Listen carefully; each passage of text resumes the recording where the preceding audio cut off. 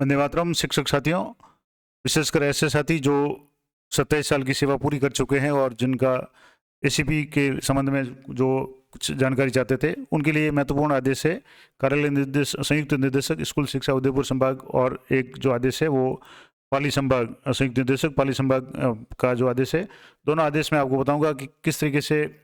MSCP का निर्धारण किया जाएगा और कार्यालय अध्यक्ष को किस तरीके से अधिकृत किया गया, वो सारा पूरा प्रोसेस या पूरा वीडियो में या डिटेल में आपको बताऊंगा। तो आज जैसे आप देख पा रहे हैं, कार्यालय संयुक्त निर्देशक स्कूल शिक्षा उदयपुर संभाग उदयपुर की तरफ से 13/12/2023 यानी आज ही महत्वपूर्ण कार्यालय आदेश जारी किया गया है। इसमें क्या कहा गया और इसका क्या मायने है, मैं पूरी डिटेल में आपको बताने का प्रयास करूंगा। तो राजस्थान सिविल सेवा पुनरीक्षित नियम 2017 के अंतर्गत विधि विभाग द्वारा जो भी अधिसूचना जारी की गई है 6/10/2023 को MSCP modified assured career progression scheme के तहत प्रावधान लागू किए जाने की अनुपालना में राजस्थान अधीनस्थ शिक्षा संवर्ग के जिन कार्मिकों को 31/3/2023 या उसके पश्चात 27 वर्ष की नियमित सेवा पूर्ण करने पर इस कार्यालय द्वारा जारी विभिन्न आदेशों के द्वारा आश्वासित कैरियर प्रगति योजना के अंतर्गत तृतीय एसीपी यानी 27 वर्षीय जो एसीपी है एल लेवल L13 स्वीकृत किया जा चुका है। ऐसे कार्मिकों द्वारा नियम 14 के बिंदु 6 के क्रम में संबंधित कार्यालय अध्यक्ष को निर्धारित समयावधि में यानी जो 3 महीने का जो समय था 5 जनवरी तक एमएससीपी का विकल्प दिए जाने पर उन्हें दिनांक 1/4/2023 को या इसके पश्चात 27 साल की सेवा पूर्ण करने की दिनांक से एमएससीपी योजना के अंतर्गत पे लेवल है L14 स्वीकृत किया जाता है। यानी एक तो शर्त ये है कि 1/4/2023 को सेवा में होने चाहिए, 31/3/2023 को भी होने चाहिए और 1 अप्रैल 2023 को भी सेवा में हो, और या तो इसको तारीख को या इसके बाद में 27 साल की सेवा पूर्ण होती है उनके लिए ये आदेश है। इसके अलावा सीधी भर्ती में नियुक्त द्वितीय श्रेणी अध्यापक यानी जो ऐसे शिक्षक वरिष्ठ अध्यापक सेकंड ग्रेड अध्यापक जो सीधी भर्ती में हुए और जिन्हें इस कार्यालय द्वारा विभिन्न आदेशों के द्वारा आश्वस्त कैरियर प्रोग्रेशन यानी जो द्वितीय एसीपी है 18 साल की, वो उसमें L13 स्वीकृत हो चुका है, ऐसे कार्मिकों को भी बिंदु 14 के नियम 14 के बिंदु 6 के क्रम में संबंधित कार्यालय अध्यक्ष को निर्धारित समयावधि में एमएससीपी विकल्प दिए जाने पर उन्हें दिनांक 1/4/2023 को या इसके पश्चात 18 साल की सेवा जब भी पूर्ण करेंगे की तारीख से एमएससीपी योजना के अंतर्गत पे लेवल L स्वीकृत किया जाता है। तो ये दोनों बातें हो गई। जो तृतीय श्रेणी अध्यापक है जिनके लिए 27 साल की सेवा हो चुकी है और जो द्वितीय श्रेणी सीधी भर्ती में नियुक्त हुए हैं उनकी अगर 18 साल की सेवा पूरी होती है तो उनको भी L13 की जगह L14 में फिटमेंट किया जाएगा। तो उसके लिए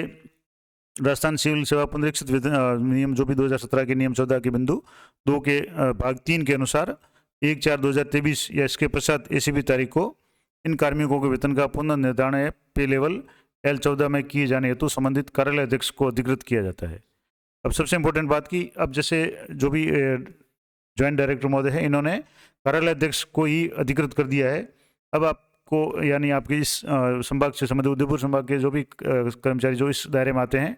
वो अपने कार्यालय अध्यक्ष के द्वारा उनको एमएससीपी का विकल्प देने के बाद में प्रार्थना पत्र देंगे तो उनको ये लाभ मिल जाएगा। दूसरा इसमें इंपॉर्टेंट बात है कि 1/4/2023 से पूर्व सेवानिवृत्त कार्मिकों को इसका लाभ देनी होगा, क्योंकि इसमें स्पष्ट लिखा हुआ है कि 1/4/2023 को सेवा में होना जरूरी है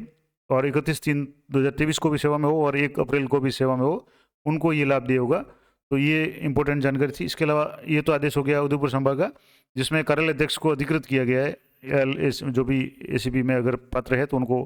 L14 पे फिटमेंट किए जाने के संबंध में। दूसरा आदेश मैंने बताया था कार्यालय संयुक्त निर्देशक स्कूल शिक्षा पाली मंडल का, इसमें भी जो भी मॉडिफाइड एश्योर्ड प्रोग्रेशन स्कीम है उसके तहत राजस्थान अधीनस्थ सेवा के उन कार्मिकों को जिन्हें 27 साल की नियमित सेवा 31/3/2023 या 31/3/2023 के बाद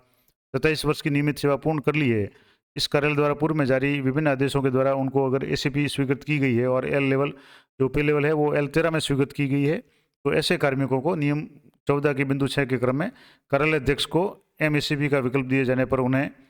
यानी सबसे पहले तो कार्मिक है वो अपने कार्यालय अध्यक्ष को एमएससीपी का विकल्प देंगे और उसके बाद में कार्यालय अध्यक्ष उन्हें 1/4/2023 को या उसके पश्चात अगर 27 साल की सेवा पूर्ण कर रहे हैं तो उनको सिविल सेवा पुनरीक्षित नियम 2017 के बिंदु 14 के बिंदु 2 के भाग 3 के अनुसार 1/4/2023 को इन कार्मिकों का जो वेतन का पुनर्निर्धारण है वो पे लेवल L14 में संबंधित कार्यालय अध्यक्ष द्वारा किया जाएगा। यानी जैसे उदयपुर संभाग का आदेश आ गया, पाली संभाग का भी आ गया, और पदोन्नति पद की पात्रता या शैक्षणिक योग्यता नहीं होने पर, जैसे मान लो पदोन्नति पद का मतलब हो गया कि जैसे कोई तृतीय श्रेणी अध्यापक है और वो बीएसटी से किए हुए हैं तो वो द्वितीय श्रेणी अध्यापक या प्रथम श्रेणी के लिए पात्र नहीं है, क्योंकि उसके लिए एमए एमएड जरूरी है, मतलब एमए डिग्री या बीएड जरूरी है। तो ऐसे वो